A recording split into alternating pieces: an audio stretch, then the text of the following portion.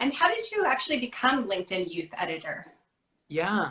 So LinkedIn and these other bigger brands, they have programs for younger people, specifically in the university world, undergraduate or graduate, that they kind of open up almost an internship co-op program for people to work on their writing and their editing and their content development. And they'll actually receive mentorship and resources from the editorial team at LinkedIn.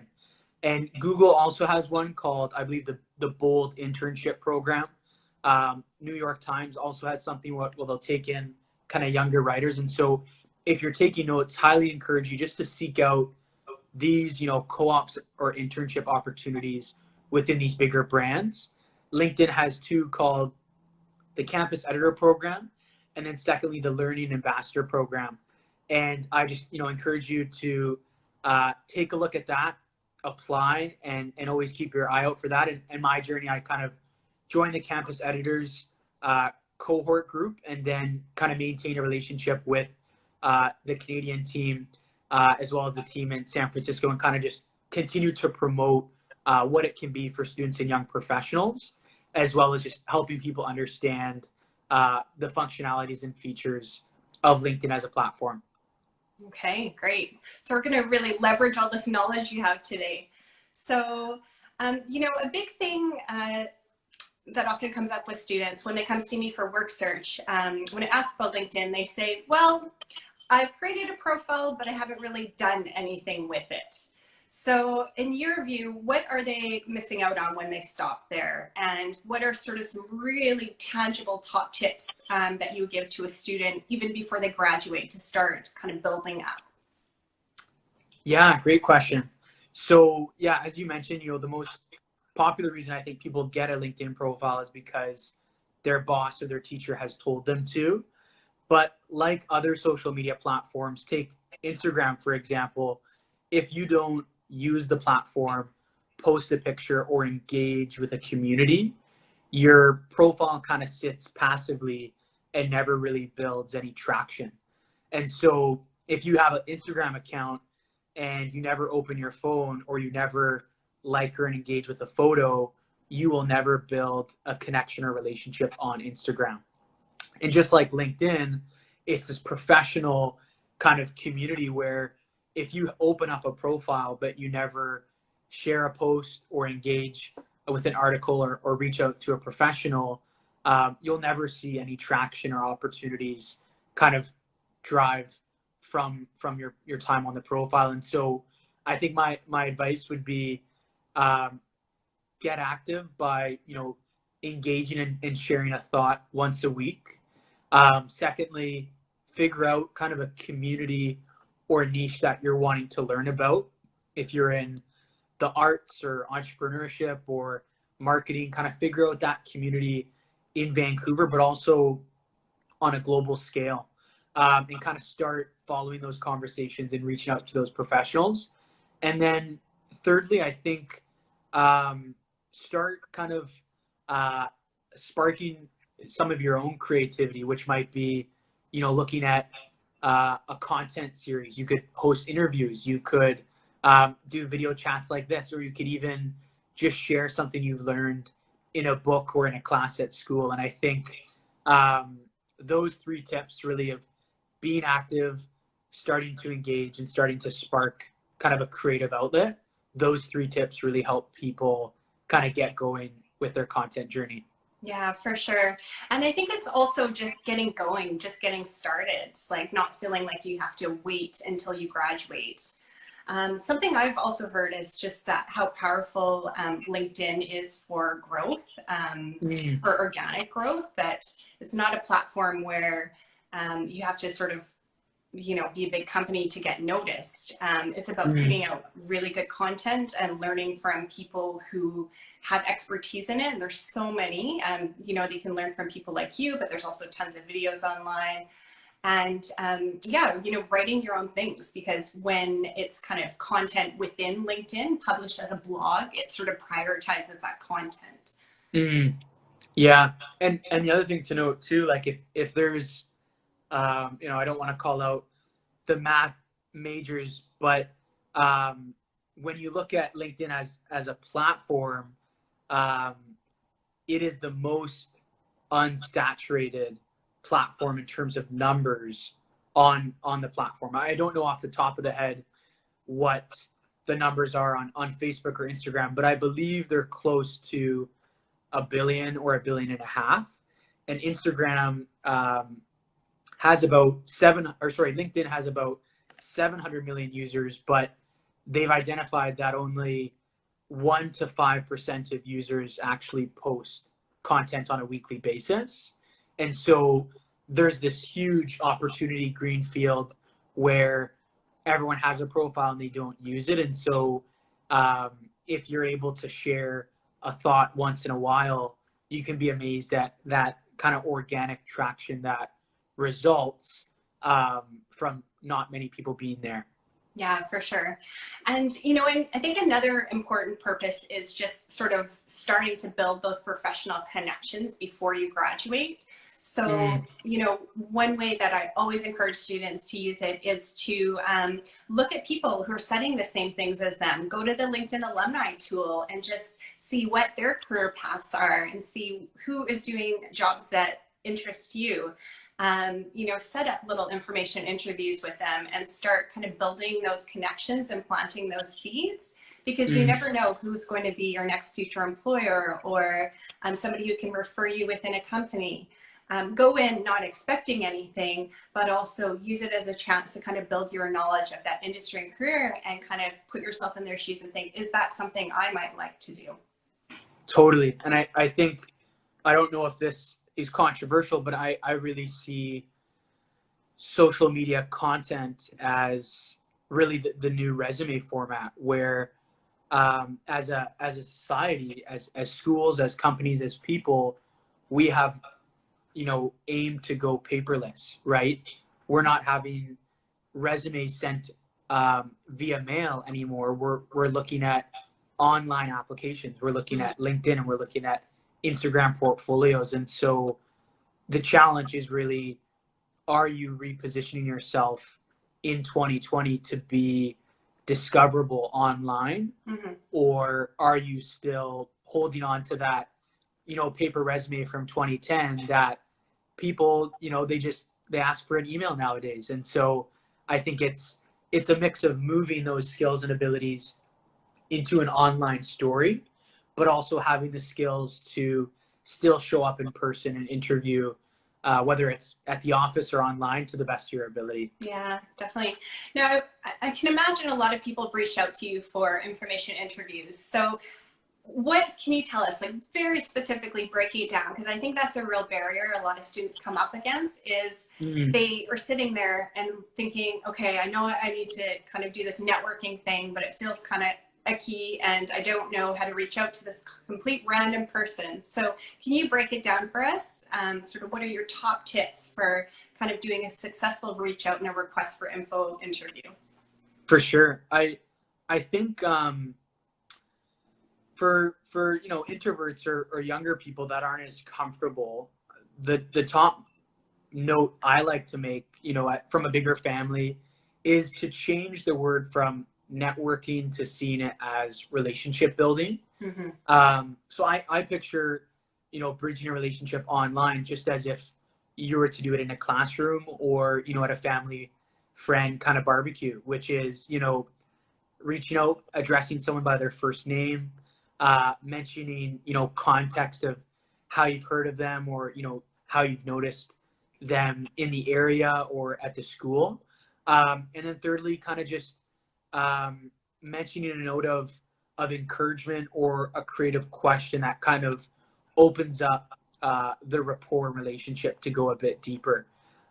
So for an example, if I wanted to apply for an MBA at SFU, I would probably, do the application online. But before I would do that, I would look up who oversees, the MBA business program at SFU. I would probably, now that I have a relationship with Jill, I might ask her, hey, what are your thoughts on SFU and the MBA program? And, do you know who I could get in touch with? And if she passes someone's name along, I would then maybe message, let's say, Janelle, and I would say, hey, Janelle, you know, I've heard a lot about you from Jill and know that you run the MBA program. I'm just looking to learn a bit more about the MBA program as I'm, you know, considering applying myself. And I'm wondering if there's any resources or, you know, ideas that you'd recommend I could look into as I, you know, consider this next step. Mm-hmm. And right away, Janelle, this MBA person sees, okay, I know SFU to some degree. I have a personal question. And right away, she knows, hey, this is actually something she could help with. And I think if we look at these, you know, future connections or relationships as really simpler conversations in real life, but just online, I think it really, you know, brings down the intimidation factor and kind of makes it a lot more of a relationship versus a scary outreach. Yeah, definitely. It's just put yourself out there, right? The worst thing that can happen is they say, I don't have time. And then if so, it's nothing personal. I think another trick that I suggest to students is connect with the person and then kind of wait a couple days, like watch what they're posting online, see what they're really into, try to identify maybe there's some mutual interest there, or maybe they post a really cool article. So, you know, reaching out to them saying how much you appreciated kind of their viewpoints. So yeah, I think just, you know, I think you nailed it, just being kind of this real personable human and just asking if you could, you know, chat with them to best inform your next steps. Yeah. And I think too, another point, Jill, is we have to understand our careers and really our communities. They aren't this 3 to 6 month semester, right? It's this 50, 60, 70-year journey we're on, really as people that we want to bridge relationships that can be for the long term. And so who knows if that relationship with Janelle or yourself might circle back in 5-10 years when we're in different careers or different passions. And so I think taking a long-term perspective too of being genuine, being sincere, and kind of seeing where that goes and seeing how we can help each other in the long run. Yeah, definitely. I mean, I have that case. I have someone who I did an information interview with when I was just starting out in communications. I just graduated from SFU. And our paths have crossed about 1 billion times, and now she's my leadership coach. So, yeah. Crazy. So I wonder, you know, I think we'd love to get like your really like top tips in terms of job search right now, because, you know, as you know, that's just such a huge challenge for students. What should students do kind of now, both, you know, while they're in university, but also, you know, what would you do if you were Joel and you were graduating in 2020? Yeah, I think I want to reference a book here. If you're a book person, it's called Designing Your Life by a professor, I think at Stanford. And he really has this book and this approach where he kind of turns the application process upside down. And he says, you know, instead of having this push where you are trying to apply into the company, kind of reverse the system and really just position yourself for as many conversations you can have to learn about the company or the role or kind of your field. And so I think I would, if I was in university, you know, looking for summer or full-time roles, I think I would keep an eye on jobs that are out there in the market, but understand that there's a much greater chance connecting with professionals or family friend, you know, connections that are in that industry to really bounce ideas off them, get their feedback, see if they know of any opportunities, and kind of build a roadmap from there.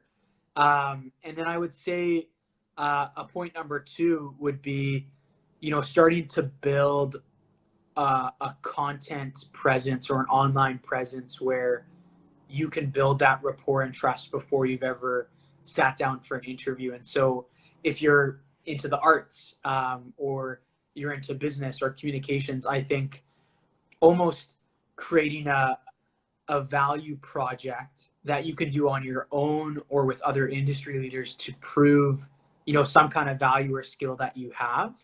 That could be an Instagram portfolio, it could be an app, it could be a podcast, and that really shows the humanness and the higher ability, you can call it, where it speeds up that relationship. And so you don't have to wait for anyone's permission to do that.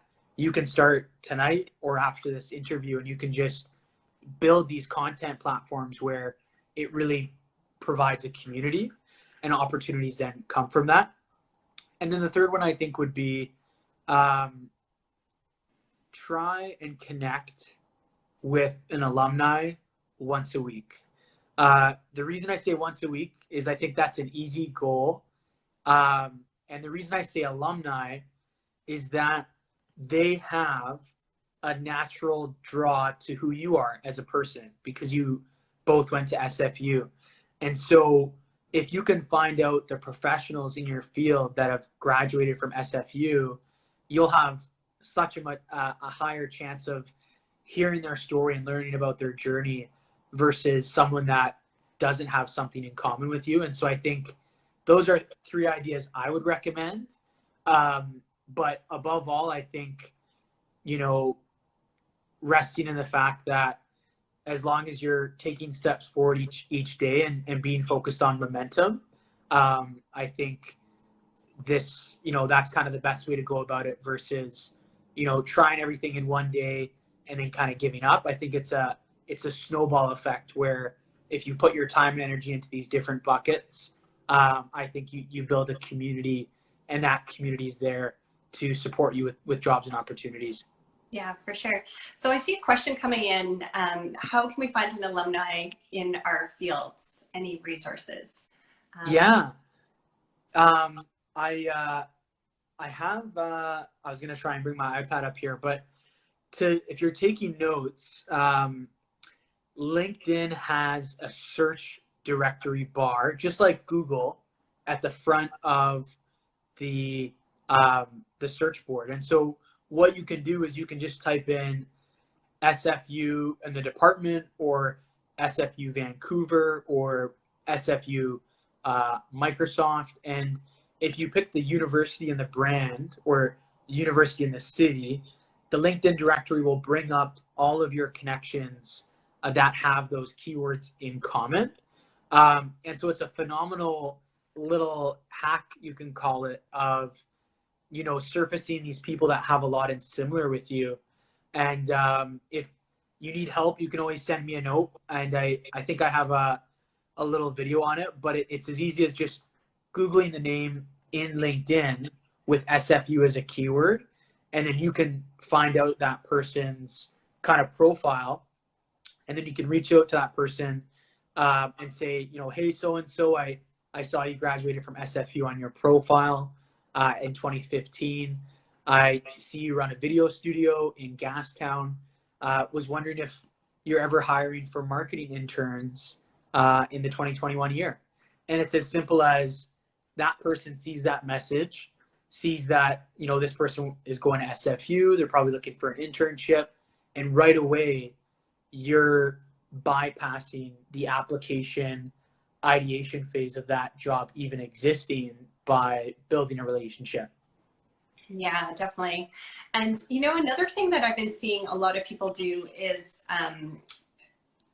value validation projects. Have you heard about that? Yeah. So the whole idea of, and it's a whole idea of like, be doing the thing that you want to do, even if you're not paid for it yet. So for example, if you want to work for Lululemon in market research, like go, use your friends, do like a market research project, submit it to Lululemon, and kind of like let them see value that you could start bringing.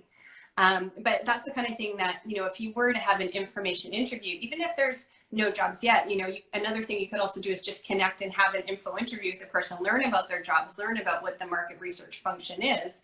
And then maybe at a later stage, you could be like, hey, you inspired me so much. I went and did this whole project.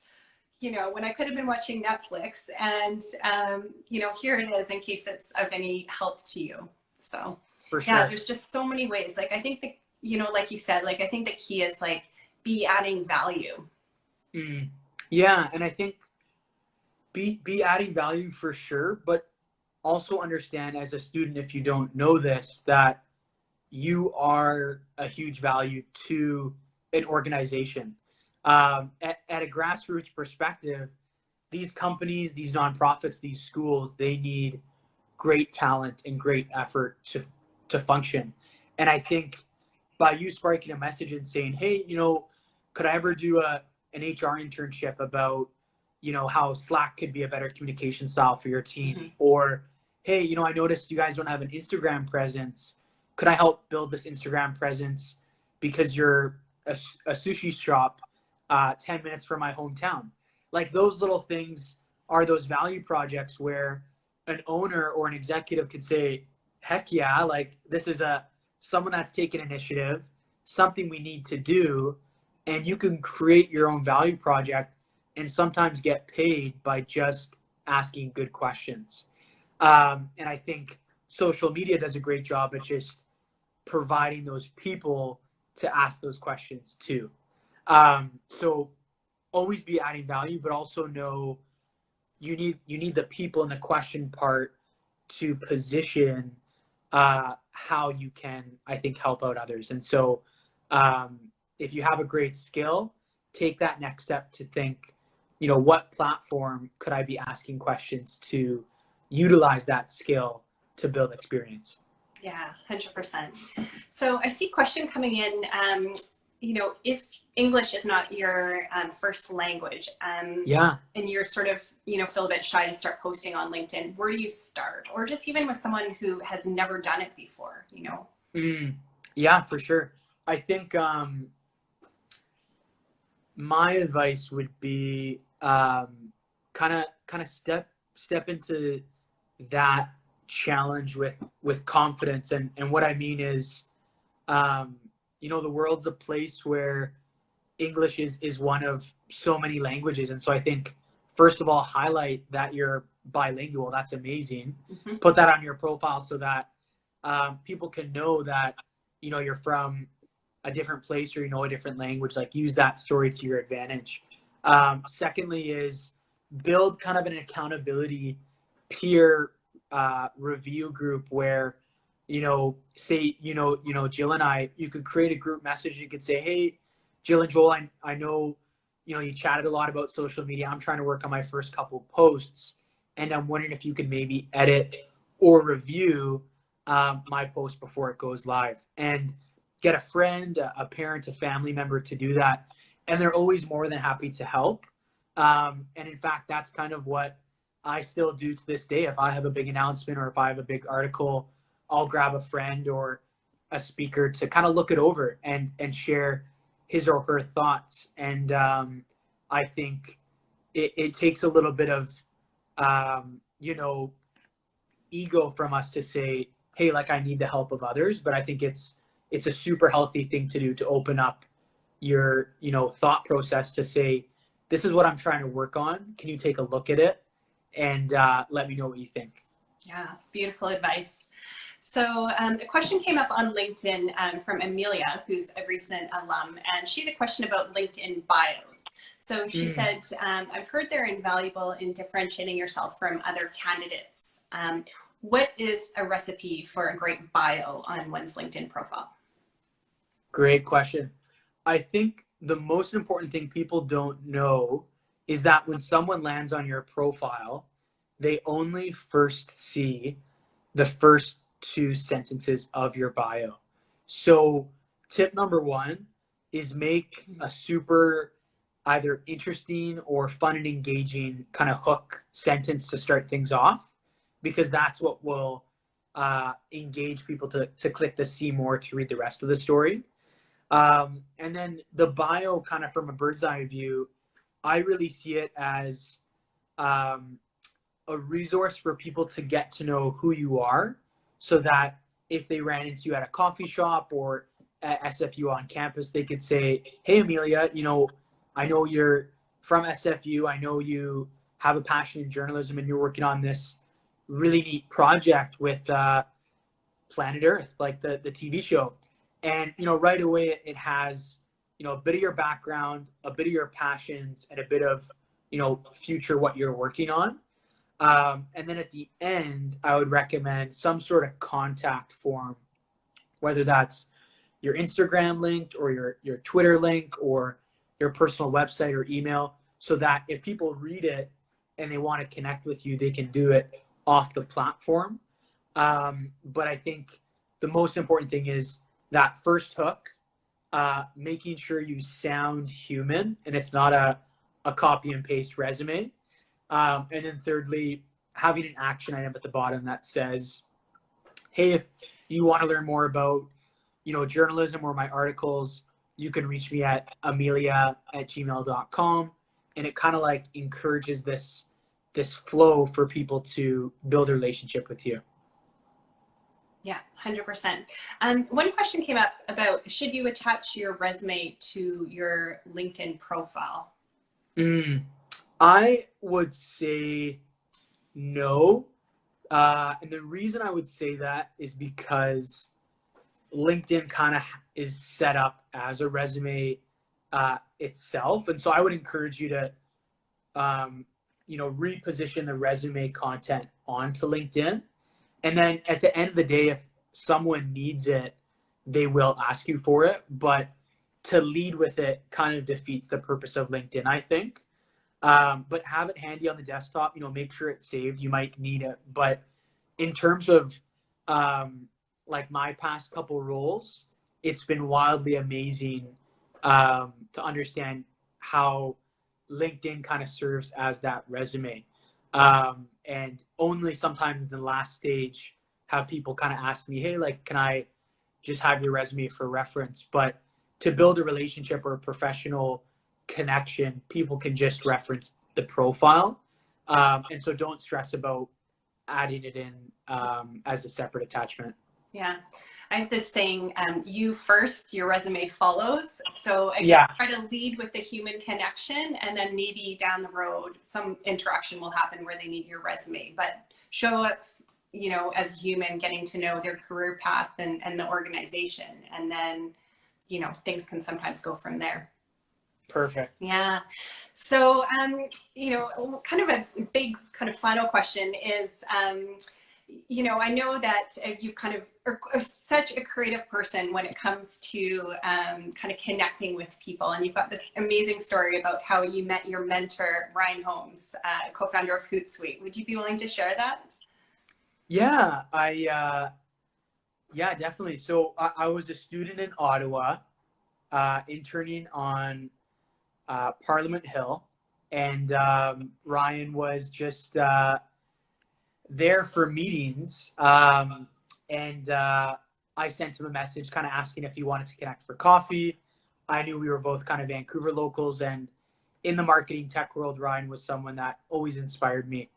And I sent him a message, and he was a busy guy, and it was hard to get a hold of him. But in the message, he said, you can join me maybe for a walk to my next meeting. And I, got the message and was really inspired, but I was in my internship and didn't want to get, fired on the first week by leaving work. And so I asked him if, we could maybe meet tomorrow or the next day. And he just kind of crickets, like, busy guy, on to the next meeting, kind of cute kid. Let's let go of this. And he was busy, rightfully so. And then that afternoon or that night, I was like, no, he's still here. I have to try and be creative. He's an entrepreneur. I'm, entrepreneurially minded, but still a student. And so I thought I could maybe kind of do a fun, creative prank gift to get his attention and kind of, reconnect. And so I kind of went through our message on Facebook and realized that one of the coordinates he had given was actually a hotel in downtown Ottawa. And so I called the hotel and I said, hey, it's Joel calling. My uncle's actually staying here tonight, and his birthday is tomorrow. I'm wondering if I can maybe drop off a gift for you to hand off to them. And they said, sure. What's the name of your uncle? And I said, his name's Ryan Holmes. And they didn't know the name. They're in Ottawa. And they're like, sure, his room's 1892 or something, like feel free to drop something off. And I was like, thank you so much. And I just kind of hung up. I went over to a grocery store, kind of put together a package of chips and chocolate and some pop and some fruit, just kind of like a care package that someone would give to a friend or their uncle. Sorry? Or their uncle. That's right. Yeah. And then I kind of had like a fun note on the top that was, hey, like, sorry we couldn't meet, but let me know if tomorrow works for breakfast or something. And I think I left like maybe my email or something in it. And then I went to the hotel, and kind of like just dropped it off. They kind of let me in, and I went back down and I told the hotel, because I didn't actually, I just left it at the door. And then I went downstairs and I told the hotel, I've just left the gift. Can you go call my uncle just to let him know it's there before it gets cleaned up? And they said, it's actually past 9 p.m. So we're not allowed to call the resident, but you could maybe leave a message because you're his nephew, right? And I said, sure. Like, busted. I'm happy to chat with him. And they ring up the number and they think nothing of it. They give me the phone and I just say, hey, Uncle Ryan, it's just Joel here saying I've left a little, birthday gift at your door. Great to see you in Ottawa, and have a great night.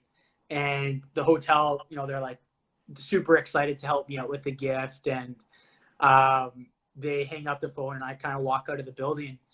And then in a couple minutes, he shoots me a message back and he's just kind of blown away, super inspired. He shared some of the photos on Instagram and he said, let's grab a jog and chat tomorrow. And it kind of like blew me away that it was just kind of a fun gift prank to really, appreciate who he was and kind of the inspiring person. And then also just kind of a fun way to start a relationship because, he's a busy person and he's an entrepreneur by trade. And so I think it was just a fun way to kind of thank him for who he was. And so that's kind of the story. Yeah, I love the guts that you had. And do you have moments of just thinking, oh my gosh, did I really do that?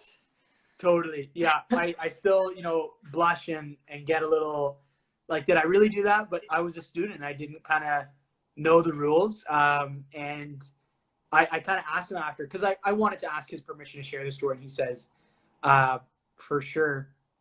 But, there is that kind of balance of being memorable, being creative, but also having, a little fun with how a relationship can start. And so, I think if any students out there and you're trying to get in touch with someone creative, like I think sometimes going past the email or just an Instagram note can kind of be a fun way to start that relationship.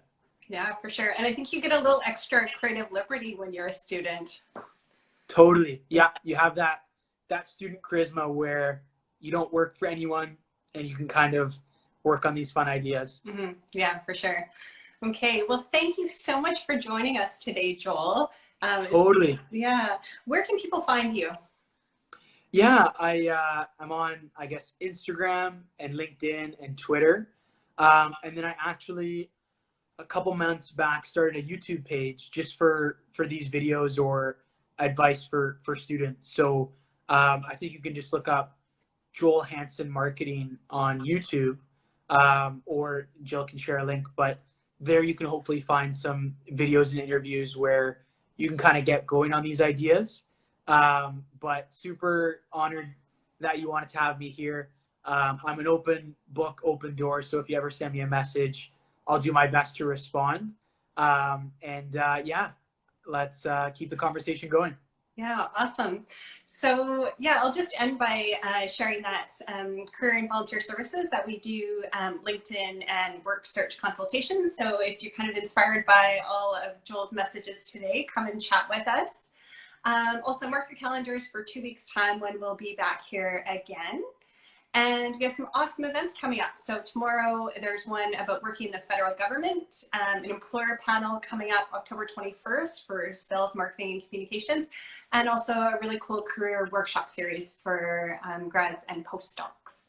So follow us on Instagram at sfu.career for more like this.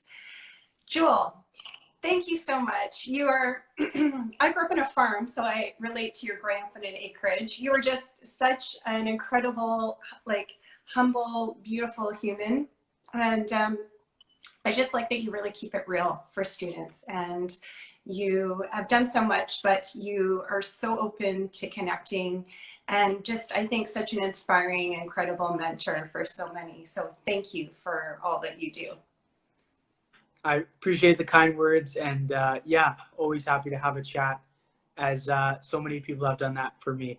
So yeah, thank you again for hosting me. Okay. All right. Well, thank you everyone for joining us. And yeah, we'd love to hear more from you. So come chat with either Joel or I or the team. Okay. Take good care, everyone. Bye.